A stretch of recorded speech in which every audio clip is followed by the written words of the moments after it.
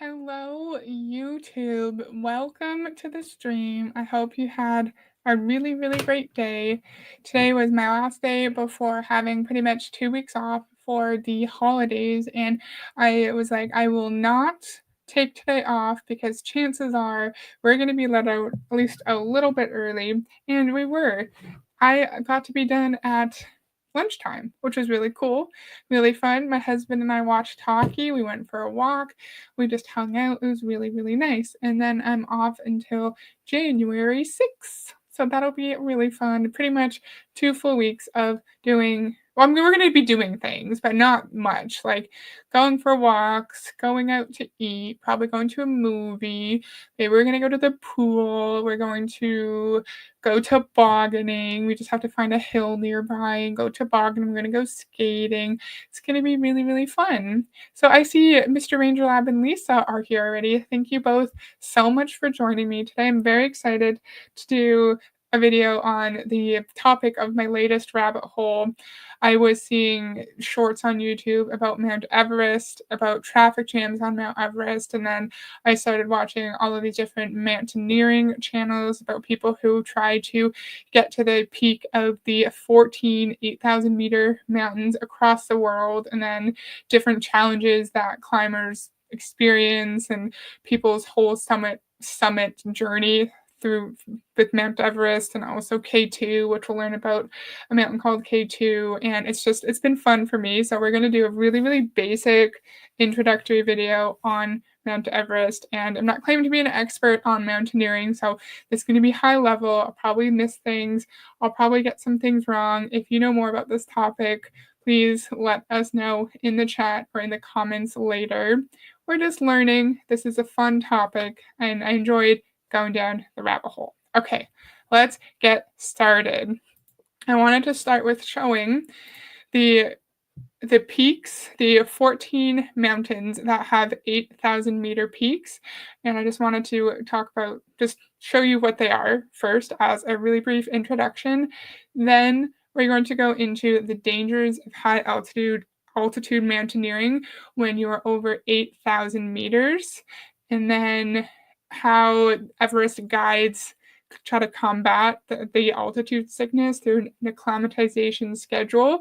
And then I want to show you the traffic jams that happen on Mount Everest while we're remembering how dangerous it is because of high altitude sickness above 8,000 meters. Okay, let's go. Hi, Tanya. Nice to see you. Thank you so much for joining. So here are the 14 highest peaks in the world, and I have the locations written down here. Obviously, Mount Everest is the tallest mountain peak in the world at 8,850 meters, and it's located in Nepal and China. K2 is the second in Pakistan and China, and it is 8,611 meters. I wanted to show you the spellings of these because majority of them I do not know how to say. I Googled it, I practiced it, and I don't know how to say them. I'm sorry.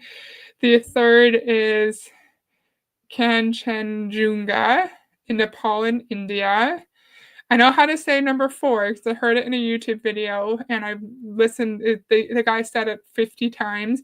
Lhotse in Nepal or Tibet, 8,516 meters. Makalu, Nepal and Tibet, 8,000. Did you hear that? My husband's computer's making noise. Makalu, Nepal and Tibet, 8,463 meters. Choi Oyu in Nepal and Tibet, 8,201. Dhaulagiri, Nepal, 8,167. Manaslu in Nepal, 8,163. Nanga Parbat in Pakistan, 8,125. Annapurna in Nepal, 8,091. Gasherbrum 1, Pakistan and China, 8,060. Broad Peak in Pakistan and China, 8,047. Gasherbrum 2, Pakistan and China, 8,035. And Shishapangma in Tibet, 8,013. And while Mount Everest is the tallest mountain in the world, it is According to the mountaineers I was listening to during work, it's not considered to be the hardest climb from what I understand. Please correct me if I'm wrong. Among many mountaineers, K2 is considered to be the most dangerous, most challenging climb because there's a lot more really severe angles that you're having to climb, and it's just generally a much more technical climb. On Mount Everest, on the south base, which is the Nepal side, there are 4 camps and a base camp. At the south base camp, it sits at 5,361 meters. Camp 1 is just over 6,000 meters. Camp 2 is 6,400 meters. Camp 3 is 7,163 meters. And Camp 4 is 7,925 meters. I'm talking about the altitudes of the camps because we'll see in the acclimatization schedules, they do go between the camps and spend lots of time, or not lots, some time at certain camps to get themselves acclimatized to the extreme lack of oxygen that occurs when you are that high up. And we're going to learn about the dangers of high altitude sickness in just a second. And then there at the north side in Tibet, there is a north base camp, sits at 5,105 meters, intermediate camp at 6,050 meters, advanced base camp at 6,485 meters, Camp 1/North Call at 7,066 meters, Camp 2, 7,700 meters, and then Camp 3, 8,300 meters. I've heard that about Everest and K2. Yeah, it's just according to the videos I was watching and the specific people who climb all the tallest mountains. And at that moment, they're like, yeah, it's the tallest, but it's not the hardest. And I don't remember the exact death rate, but I do think that the death rate of K2, like when you compare climbers to those who actually like make it off the mountain, K2 is the worst, I think.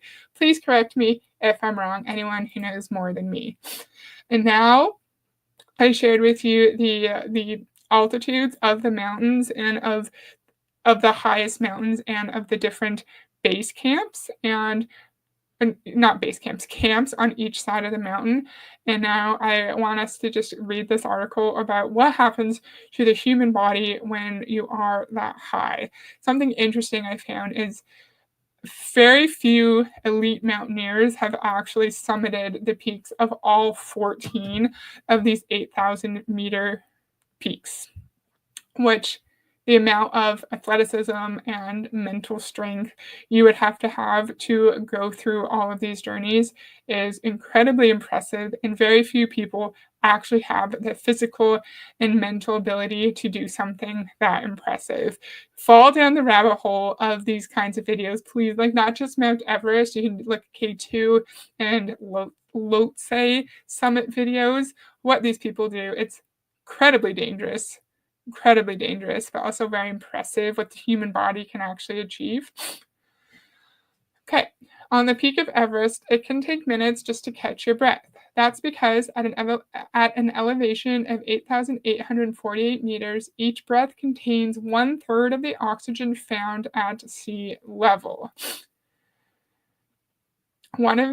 In May, British TV personality Ben Fogle was put to the test when his oxygen regulator exploded a few hundred meters from the summit.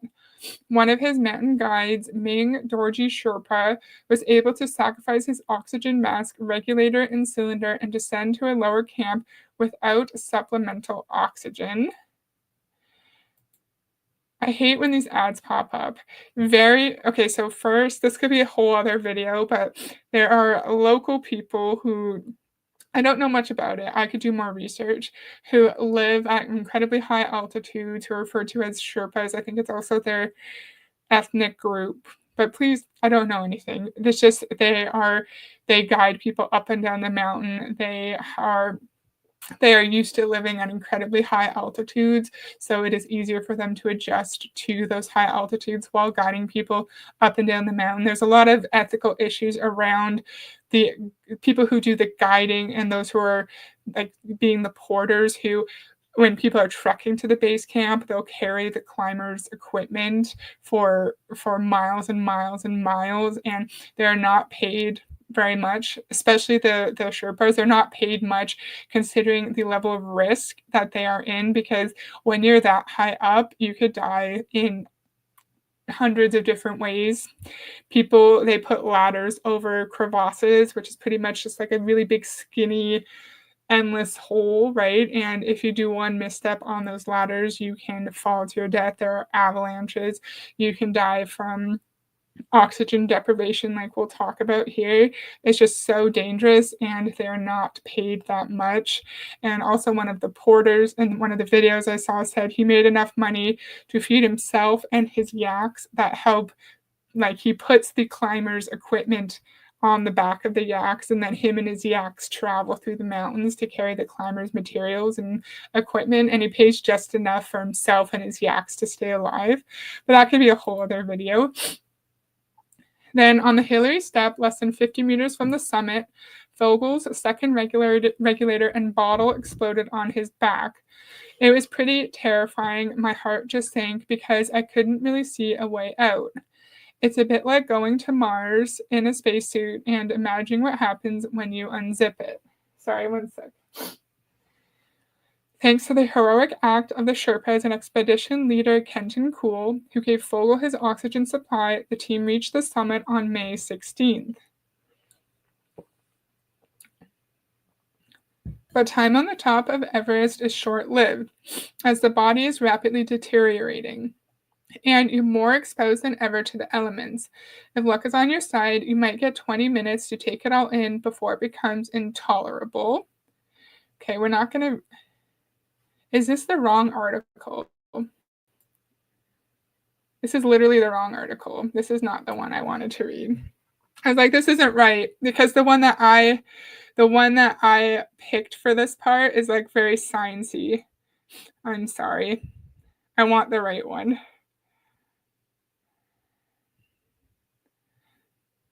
No, this isn't it. Maybe it's in my email.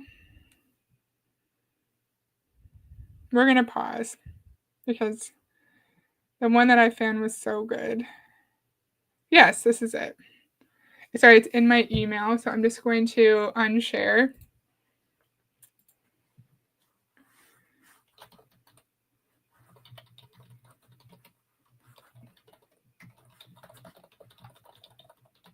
I'm awkwardly just typing it in.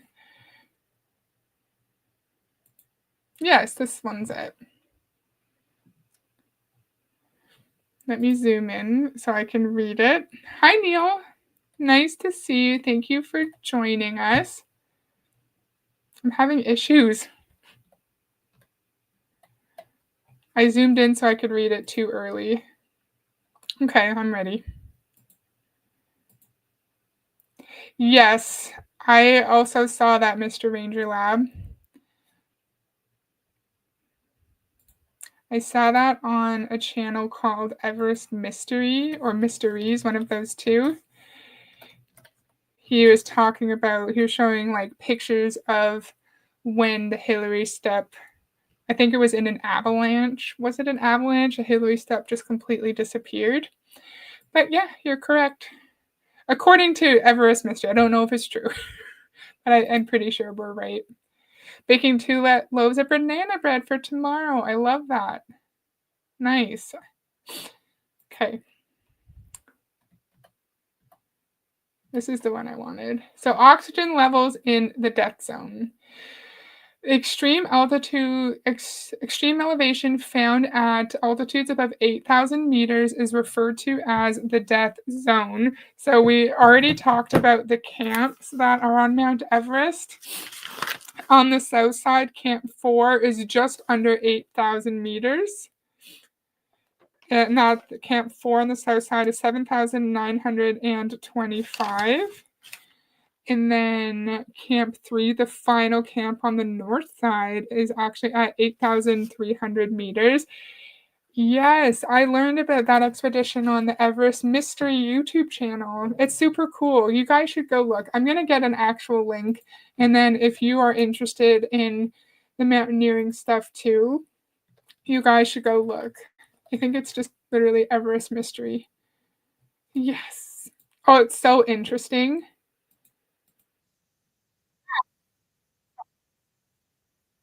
Yes.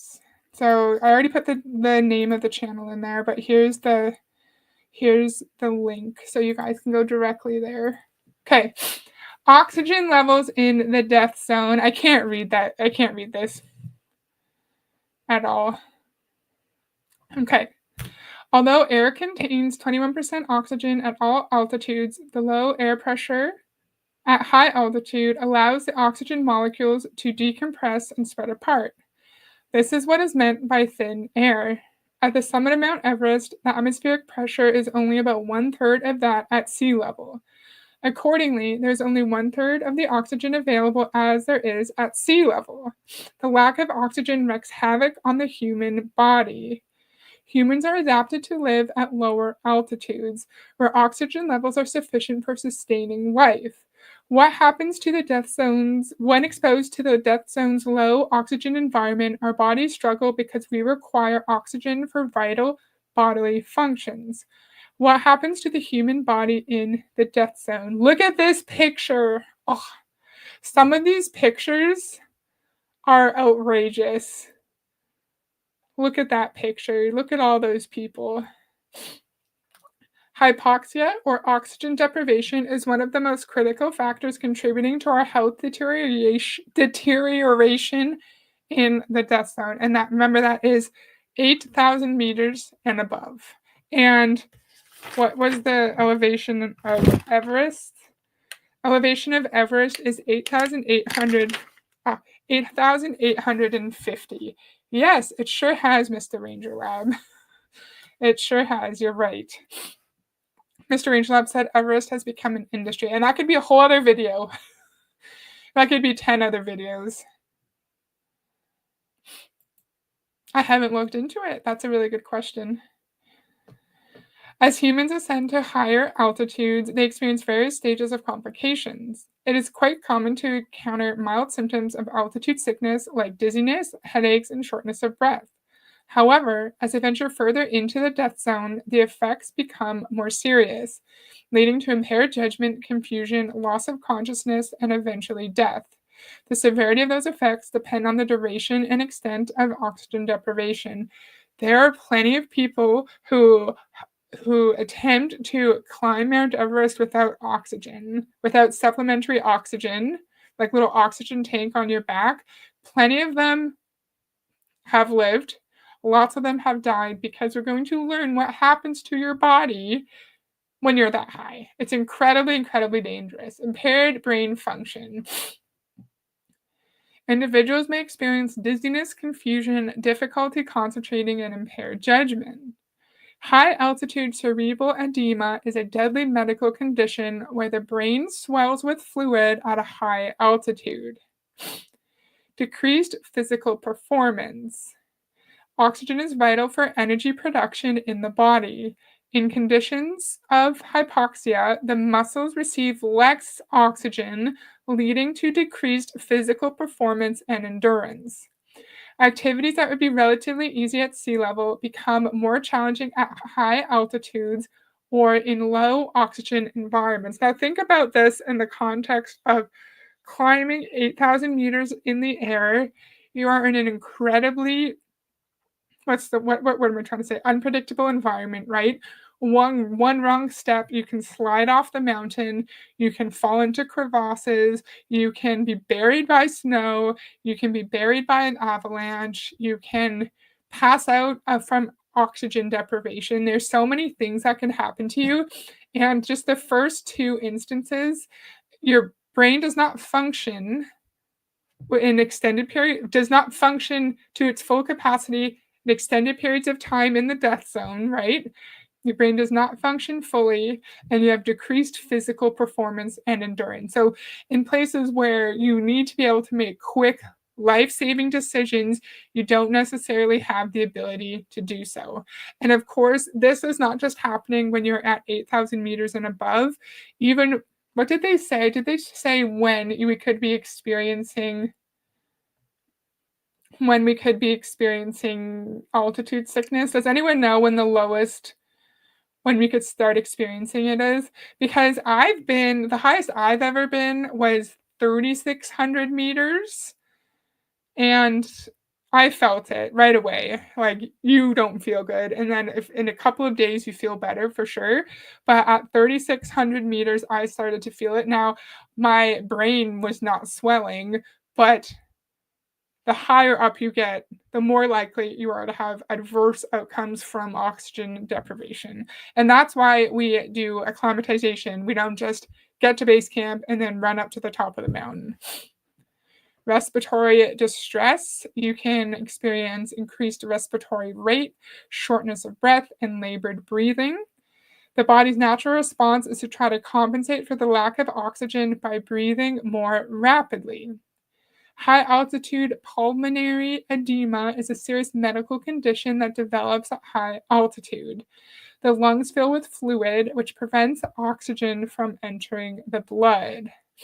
You can also have cardiovascular strain.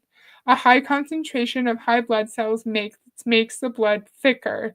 The heart works harder to pump blood to the organs and tissues.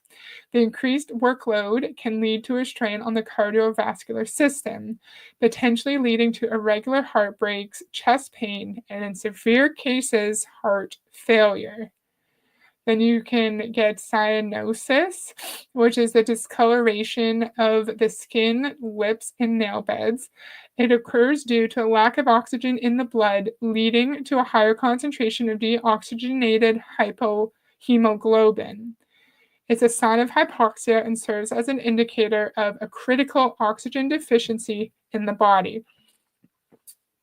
And something to consider is when you're 8,000 meters in the air and you cannot go up, you cannot go down, you cannot walk, there's very little that can be done. There's very little that can be done because helicopters do not fly. I think it's like above Camp 2. Please correct me if I'm wrong. A high altitude rescue is incredibly dangerous and is very unlikely. So if one of these things happen to you on the mountain, unless someone puts you on their back and can make it down the mountain, you might be stuck. I just watched a video the other day about K2, and they said similar issues are developing with too many people trying to summit on the same day. Not as bad as Everest because it's more isolated, for sure. And there's such a small climbing window. I don't remember when the season is. I apologize, but it's a small season and then a small climbing season, and then they have to look for a really good weather window. So potentially hundreds of people are going to be leaving from the same camp at the same time. And in some areas, in some routes, there is just one fixed line that is attached to the mountain up and down. In other routes, there are two fixed lines, one for ascending, one for descending. But in the areas where there's just one fixed line, if people are trying to get up and get down at the same time, one person has to unclip while making sure they don't plummet to their death. They have to unclip, go around the person, and reclip so they're attached to the mountain again. Yeah, May is the best weather. Okay. Thank you, Lisa, for reminding me. I listened to so much of this content in the past 2 weeks. I should have made notes. Just as I was listening. Yes, exactly. Yeah, loss of consciousness. You can get hypoxic seizures and coma and death. Psychological limits of the human body. Even the most physically fit individuals have their limits in the death zone. Mountaineers and high altitude climbers who attempt to ascend to these extreme heights need to acclimatize their bodies slowly to the reduced oxygen levels. This process involves allowing the body to adapt to the lower oxygen environment gradually. However, despite acclimatization, the human body has its psychological limits. Beyond a certain point, no amount of preparation can overcome the severe challenges of the death zone. The lack of oxygen and extreme cold can quickly push the human body beyond its capacity, resulting in life threatening situations. My understanding, based on the videos and this information I was looking at, on that Nepal side, it seems like anyone can sign up as long as they have the money. Anyone can climb Mount Everest. And on the Tibet side, it seems to be more strict. Like you have to, please correct me if I'm wrong. I'm not claiming to be an expert, but you have to show that you have a mountaineering resume that shows you would likely be able to handle the physical demands of trying to summit Mount Everest. And it's a combination of, like Lisa said, a really short climbing window, the best weather being in May. You have to look for a really good weather window. Too many people already on the mountain because there's more permits being provided by the government, and then also a lot of people not having the actual mountaineering skills required to be on a mountain of this size and taking a while. They're taking a while to get up. People are getting stuck behind them, and when you're at 8,000 meters, you're not going to just like drop dead right away, but the longer you're up at those altitudes, the more dangerous it is. Please be advised not to stay in the death zone for more than 16 to 20 hours.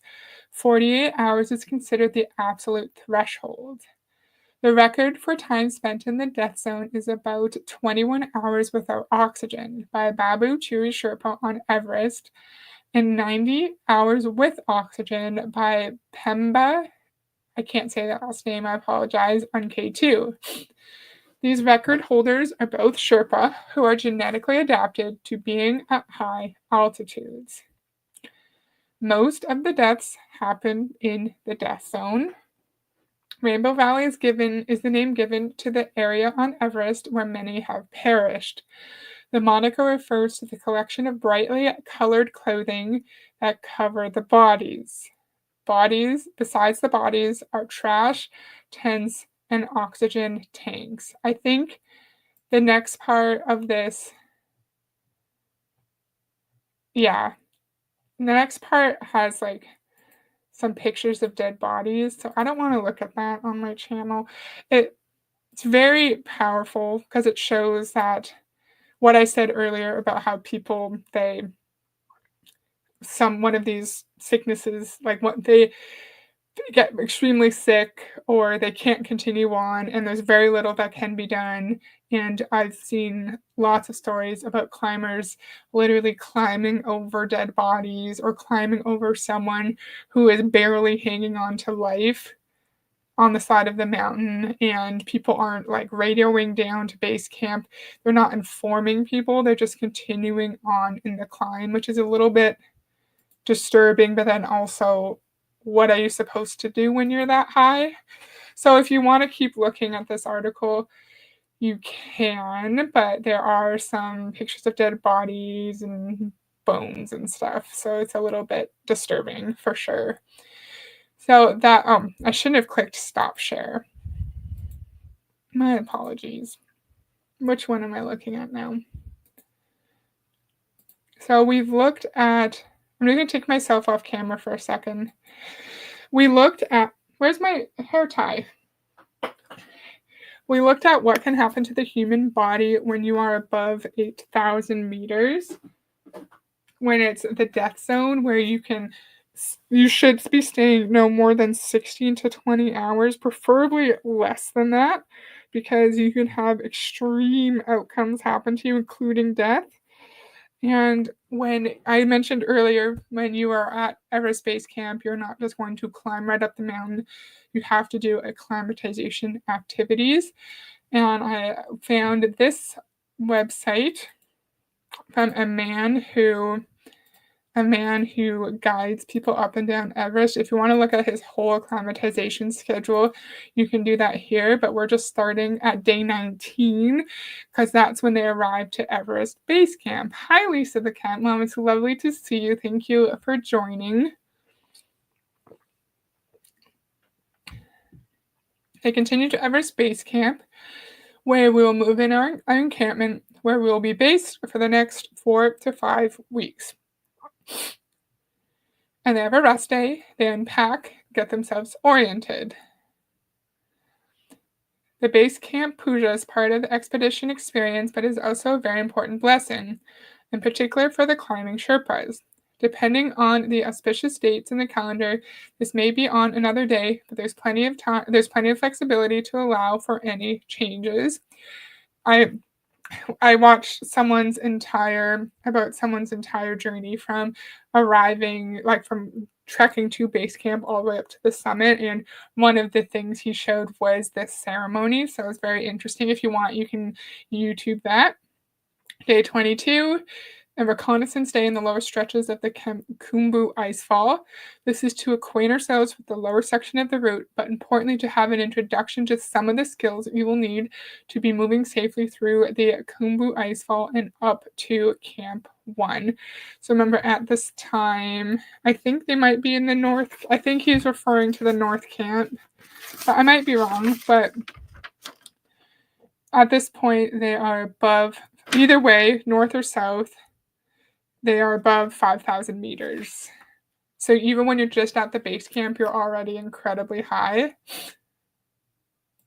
Oh, which Everest disaster? There was one I was learning about in 1996, I think it was. I don't remember any of the details. Then you have a rest day. Day 24, you move through the Khumbu Icefall and establish yourselves at Camp 1. So in the south, Camp 1 is 6,000. So yeah, doesn't really matter. But they get to Camp 1, and then on day 25, depending on how they feel, they may spend the night at Camp 1 or move to Camp 2. Day 26, transfer to Camp 2 or second night at Camp 2 if they're already there. Day 27, they go back to Everest Base Camp or EBC, and they rest, shower, drink, eat lots of food. Day 28, they rest. Day 29, they go up to Camp 2.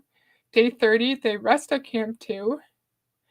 And then day 31, they ascend to Camp 3 and loiter for a few hours before descending back to Camp 2.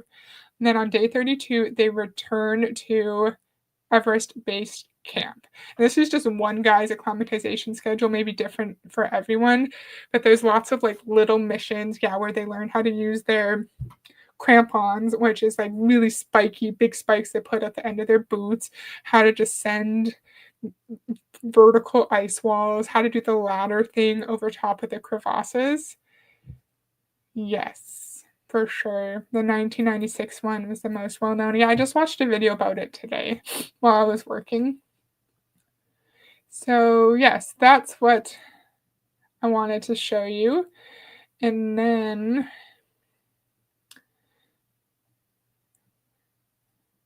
I don't understand why he's starting. We're in the position, we're position of waiting for the weather until we get a suitable window forecast. If the weather is looking poor, we may drop down to this place at 4,000 meters, or this place for 3,900 meters to chill and relax. Alternatively, if the forecast is promising, we don't want to be lower down the valley, we may stay at Everest Base Camp. Either way, it's time to chill, relax, drink plenty of water, and eat all the snacks we can in readiness for the off. In which case, so this is when someone is ready to summit. Go to Camp 2, rest at Camp 2, go to Camp 3, go to the South Call, arrive late morning, early afternoon, rest at the South Call, and get ready for setting off into the night. This acts as a contingency day in the event that we have already summited and want to rest on the way down. Summit early morning and return to South Call, rest and descend to South 2. Return to Everest Base Camp, early start to get through the Khumbu Icefall, or descend to Camp 2 if stayed at the South Call the night before. In my videos that I've watched, I learned, this may be wrong, but The cutoff time for summiting Mount Everest is 2 p.m. If you are not at the top by 2 p.m., you have to turn around because if you don't, you would be descending in darkness at night, and that's dangerous. So that's why they start I think they started like midnight or something, so they can be summited by 2 p.m.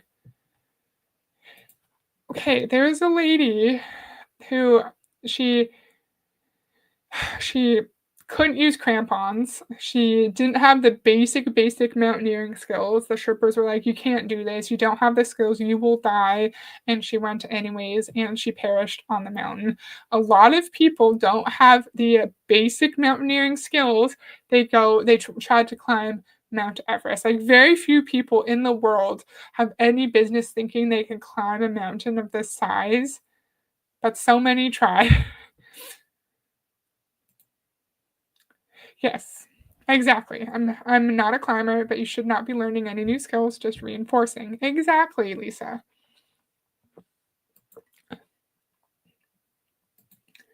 Here's a National Post article from 2019.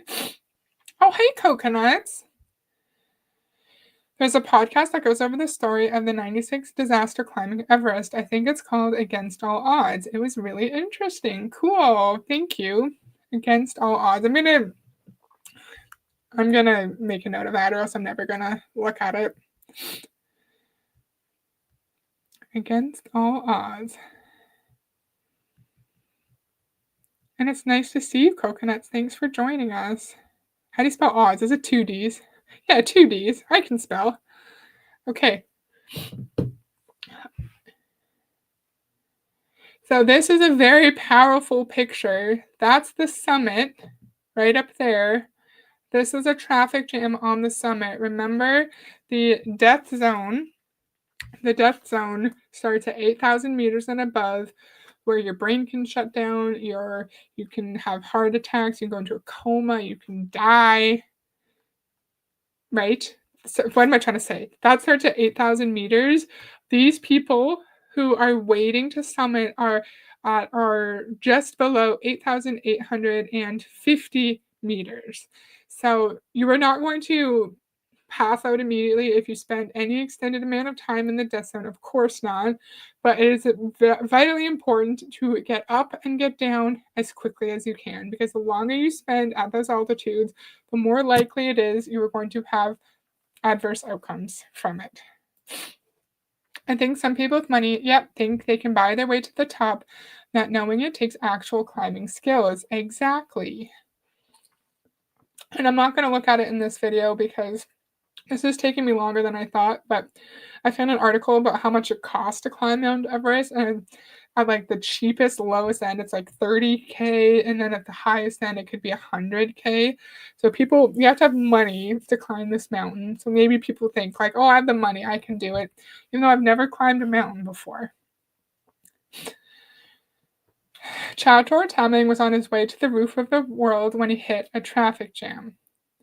Ahead of him, on the final ascent to Mount Everest, he saw more than 100 people bunched together on the narrow ridge that leads to the summit, a place so high that it is known as the death zone, where the human body has trouble functioning. And remember, it's not just the death zone, too. Like, you can have altitude sickness, dizziness, impaired judgment way below 8,000 feet. It is just at 8,000 meters. 8,000 meters and above, the human body cannot function for longer periods of time, and you're more likely to die. But you could still have altitude sickness below that. Some of those descending from the summit pleaded desperately with those ascending to clear a way for them to pass since they had run out of oxygen. That sent chills down my spine, said Tamung, 45, a mountaineering guide who lives in Russia. He fears that if no action is taken, the crowds next year could be worse, with potentially fatal consequences.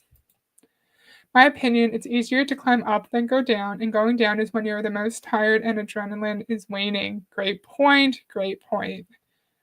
A lot of the mountaineers were saying that they were scared about going down. Yeah, because they go up, they're all excited, they just achieved this brilliant thing, and then they have to get down the mountain when they're exhausted, they're altitude sick. Like in this story, the person ran out of oxygen, so they're trying to get down out of the death zone as quickly as possible. How terrifying is that? Oh, I gotta unzoom. I'm sorry. At least 10 people died trying to reach the summit of the world's tallest mountain this year in 2019, the deadliest climbing season for the peak in 4 years. One factor contributing to this year's toll appears to be crowding, as scores of people attempt to ascend in a short window of good weather, producing delays that extend the time climbers spent at deadly altitudes. Now, officials in Nepal are reviewing whether to change the way access to Everest works. Some experts say the government should extend the climbing season in May or implement certain requirements for climbers, a number of whom lack experience or sign on with companies offering bargain priced expeditions. Normal Persia, an accomplished climber who is attempting to summit 14 peaks worldwide within 7 months, was on his way down from the summit at Everest when he decided to stop and photograph the scene behind him. It was unusually cold, he said, and extraordinarily crowded. I've seen traffic, but not this crazy, said Persia, who has attempted Everest 4 times. Persia is among those who believe that the solution is to lengthen the traditional climbing season at Everest to spread out the climbers attempting to reach the summit. Some of them made it to the summit. It was coming down where they lost their lives because of the weather and the oxygen issues. Yeah, I have a thing where I listened to a whole video on it, but I didn't retain anything because I have to repeat it. I would have had to repeat it like 6 times. I have to do lots of repetition to actually retain things. Okay. The Nepali government granted 381 permits to climb the mountain this year, a record. At least double the number of people were on the mountain, since the figure does not include guides. Because of the crowds, some people took longer than normal to make their way up the mountain. One of them was Nihal, a 27-year-old Indian man who died of dehydration, exhaustion, and high altitude sickness. Nihal spent 2 days at 2 intermediary ports on the climb, said Paudel, though he should have spent only one at each place. Already weak when he climbed to the summit, he became totally depleted while descending, said Paudel, who attributed his death both to the traffic and extreme exhaustion. Others who died this year included 2 Indians, 2 Britons, 2 Irish citizens, and 1 American. Some involved in the trekking business said what had unfolded on Everest last week was not abnormal and a reminder of the deadly stakes involved. If you're setting out on an Everest expedition, it is no less than heading for war, said Minga Sherpa of 7 Summit Treks. Climbing Everest is attaining the highest pilgrimage, he continued, and sometimes delays are unavoidable. Others saw the traffic as an indication of how climbing Everest has become a commodity, drawing inexperienced thrill seekers and polluting the mountain with garbage. Seeing the anxiety-inducing Congo line in the death zone, it is not only dread you sense, but hubris too. I can't read this.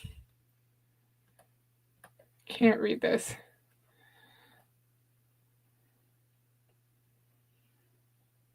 Can't read this. It's so small. I don't know where we are.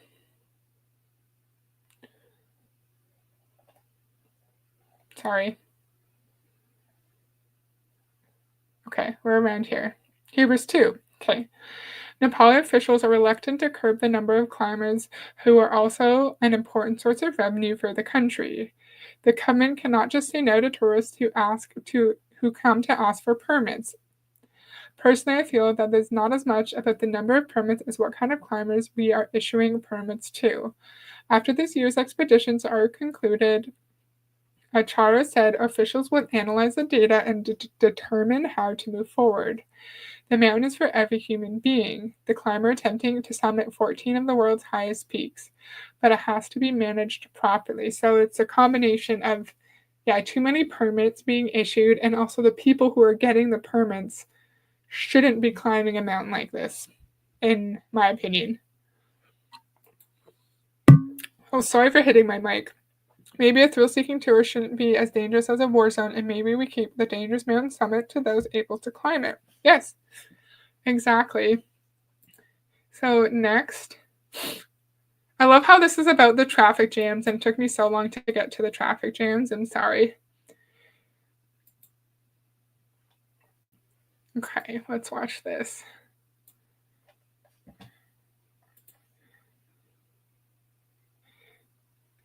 Yeah, and also coconuts. I don't know if coconuts is still here. They recommend it against the odds too, somewhere above there.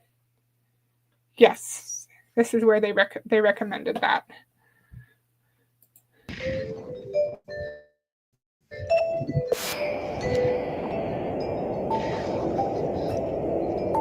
So this is a close up of the ridge right before the summit. As you can see, it looks like there are people going in both directions.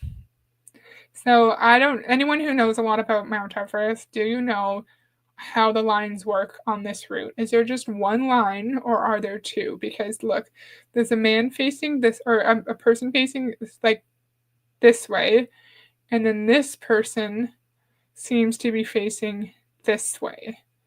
And it is such a skinny ridge. So I'm just curious. Do you see this person here too? What if two people are on that ridge? Or maybe this person here is waiting for this person to get past that ridge so they can continue. But just remember, this is just below 8,850 meters, and they're spending extra time waiting for the crowds up here when it needs to be as quick as possible. Okay, thank you for understanding. I struggle to remember things right away. This? Do you mean this is terrifying? Yeah, I agree. If that's what you mean, I completely agree. It's such a skinny ridge. I think there are sections near the top where it should be one way, but people have to pass each other. Yeah, because I know in some of the videos I was watching, there were two lines for ascending and descending, that I don't think there's space for two lines there. Okay, let's continue.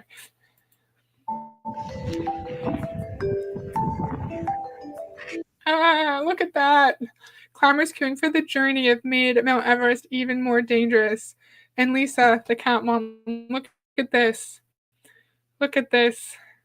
And then you're up on the summit, and then you have to go all the way back down. How would you even get down? If there's one line, there might just be one line. How would you even get down?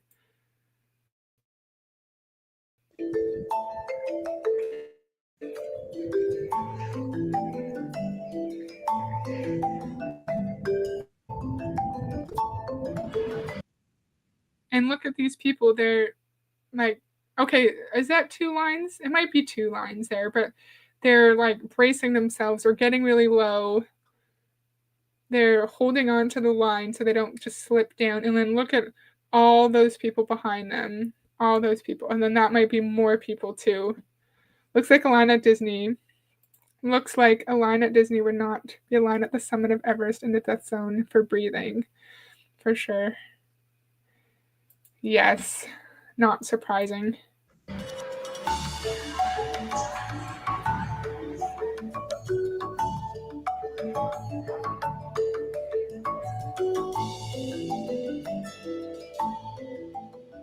And you could get frostbite from extended periods of time in the death zone when you waited. So they're waiting for an hour in extreme cold and extreme wind. ये है कि हम एक line में खड़े रहते हैं और वहाँ पे भी एक लाइन से सबमिट करने के लिए जाते हैं लोग और फिर से बाद हमें अपना सेल्फ अंकर लगाने के लिए भी जगह नहीं रह So she said, I hope you guys could see this. The subtitles are down there, but you have to wait. You have to wait in line, and sometimes there isn't enough space to latch on and anchor yourselves. Because as I said, you have to. If there's just one line, you literally have to take off your safety latch thing and like go around the person without dying and latch it back on, right? Which takes a lot of time. तो हम एक दूसरों को पकड़ पकड़ अब गलती से अगर वो छूट गया तो हम खाई में गिर जाएंगे फिर तो मुझे लगता है कि गवर्नमेंट को ये परमिट इश्यू जो है वो थोड़ा लिमिट होना चाहिए और दूसरा ये है कि परमिट ऐसे लोगों को देना चाहिए जो लोग ट्रेन हैं अनट्रेन लोगों को नहीं देना चाहिए क्योंकि And when they're on the crevasses, there's ladders like that, but they're horizontal. Maybe I can show you. I'll show you a picture of Mount Everest crevasse images.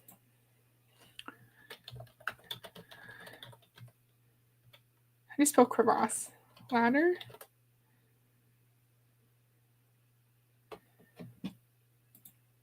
I don't want it to be a video. I just want a picture. My computer's not working. I just want to show you. Okay, whatever. No. Maybe it's not meant to be. You guys can Google it. My computer's not letting me do it. I'm sorry. Okay. Which screen am I even on? Okay. And so it looks like this person's coming down the ladder, and then these people are waiting to maybe go up the ladder. And look how steep that is as well. That's not even that steep. So dangerous.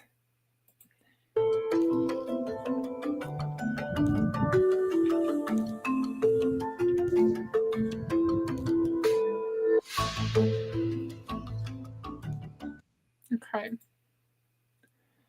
Share this tab instead.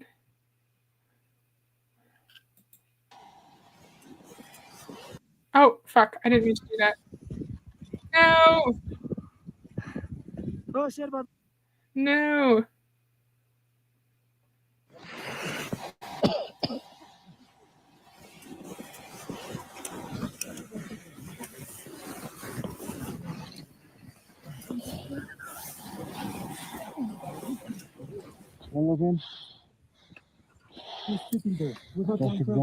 Can we make it full screen? You can't really see it that well.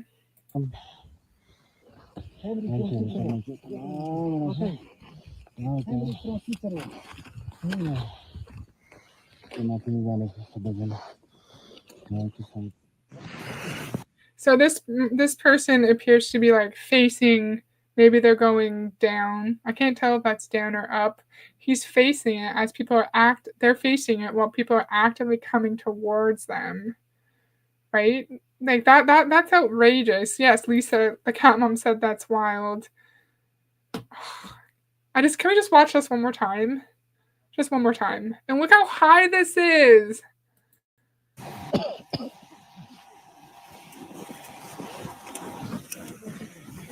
See these people walking by the person? I'm sorry you can't really see it very clearly. These people walking by them.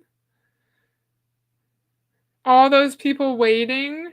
And see how high they are? They're about to summit, probably.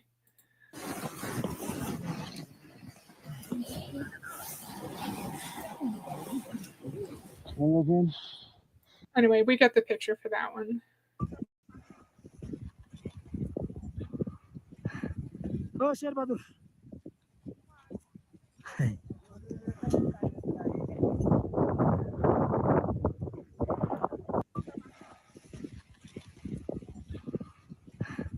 Oh, share button.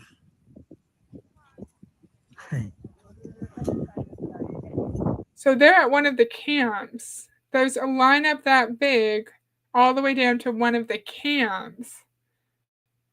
A video of a recent traffic jam on the route from Camp 3 to Camp 4 of Everest, known as the Death Zone, has gone viral on the internet. The route from Camp 3 to Camp 4 on Mount Everest. Are these all people?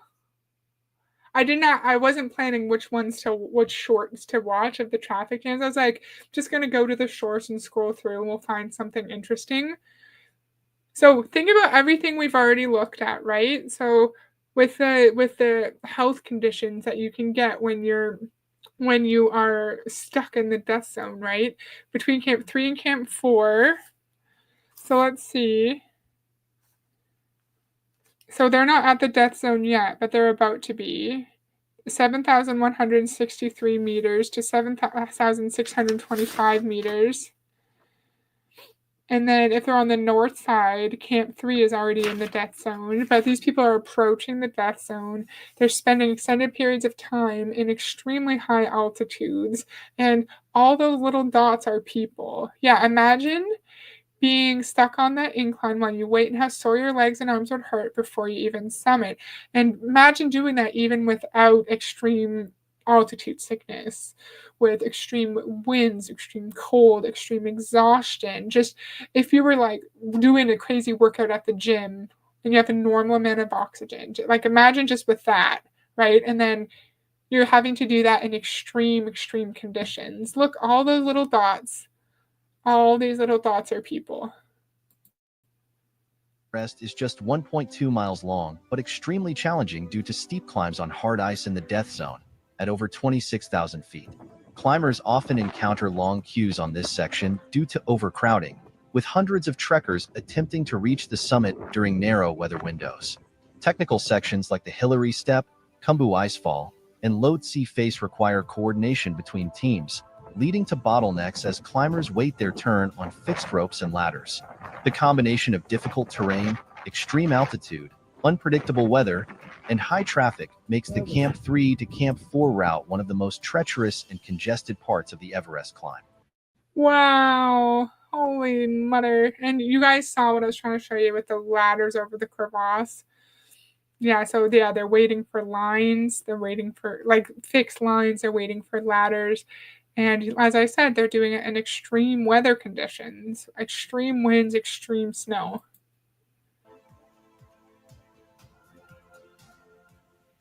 A video of That's outrageous. We're going to watch one more and then we'll be done.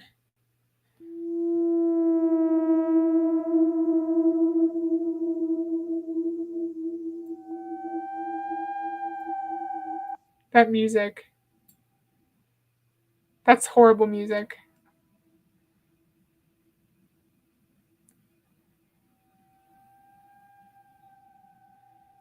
Anyway, we get the picture. That was fun.